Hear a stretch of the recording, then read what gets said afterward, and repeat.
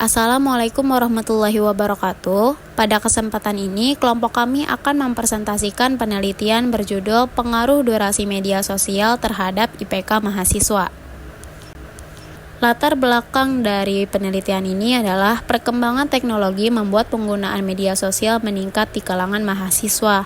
Namun, durasi penggunaan yang berlebihan dapat mengganggu fokus belajar.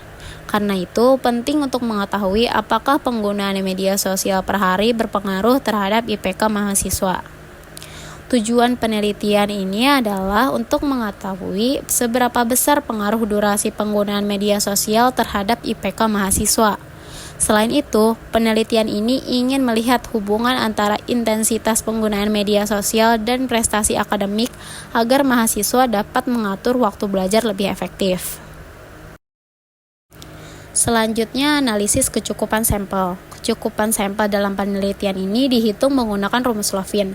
Dengan populasi 40 orang dan tingkat kesalahan 5%, diperoleh jumlah sampel minimum sebanyak 32 responden.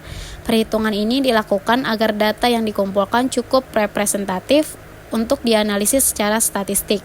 Jumlah responden aktual yang terkumpul adalah 40 orang, sehingga telah memenuhi bahkan melebihi syarat minimum. Karena itu, data dianggap memadai untuk dilakukan analisis lebih lanjut seperti regresi sederhana. Metode pengumpulan data. Yang pertama ada cara pengumpulan. Data dikumpulkan melalui Google Form yang berisi pertanyaan mengenai durasi penggunaan media sosial dan IPK responden. Yang kedua ada jumlah responden aktual. Jumlah responden yang mengisi kuesioner adalah 40 orang, namun data yang digunakan dalam penelitian hanya 32 responden. Yang ketiga variabel yang diukur. Terdapat variabel X dan Y, di mana variabel X adalah durasi penggunaan media sosial per hari, variabel Y adalah indeks prestasi kumulatif.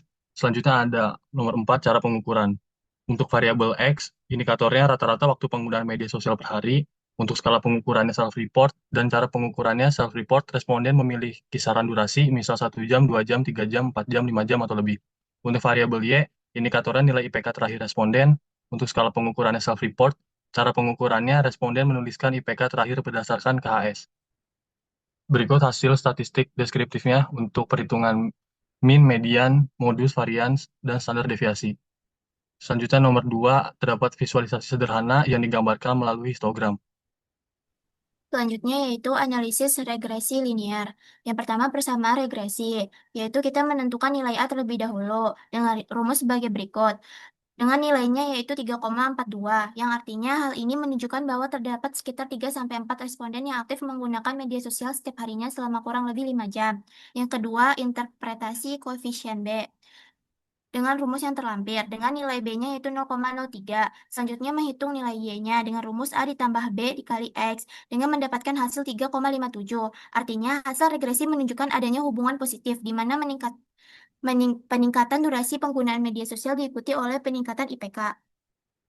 Selanjutnya yaitu nilai R kuadrat dan artinya dengan rumus yang terlampir dan mendapatkan hasil 0,05 atau 5%. Artinya hal ini menunjukkan bahwa durasi media sosial hanya berpengaruh sangat kecil terhadap IPK yaitu sebesar 5%. Selanjutnya ada visualisasi data. Yang pertama itu ada scatter plot dengan garis regresi. Grafiknya itu terlampir sebagai berikut. Terus yang kedua ada penjelasan pola hubungan, apakah kuat, lemah, positif, atau negatif. Ada hubungan positif karena garis regresinya itu sedikit naik. Kekuatan hubungan sangat lemah karena titik-titik menyebar jauh dari garis regresi dan R pangkat 2 cuma 0,5 hasilnya. Dan kalimat penjelasnya yaitu pola hubungan antara durasi media sosial dan IPK itu bersifat positif, tetapi sangat lemah karena titik data menyebar luas dan garis regresi hampir datar. Selanjutnya ada kesimpulan dan saran.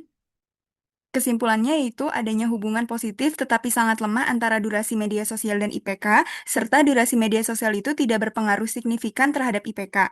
Penggunaan media sosial juga tidak menurunkan IPK, namun tetap perlu kontrol agar waktu belajarnya itu tetap optimal. Saran untuk penelitian selanjutnya yaitu menambah jumlah responden dan menggunakan variabel lain dan metode analisis lain untuk melihat faktor-faktor lain yang memungkinkan mempengaruhi IPK. Sekian presentasi dari kelompok kami, kurang lebihnya mohon maaf. Wassalamualaikum warahmatullahi wabarakatuh.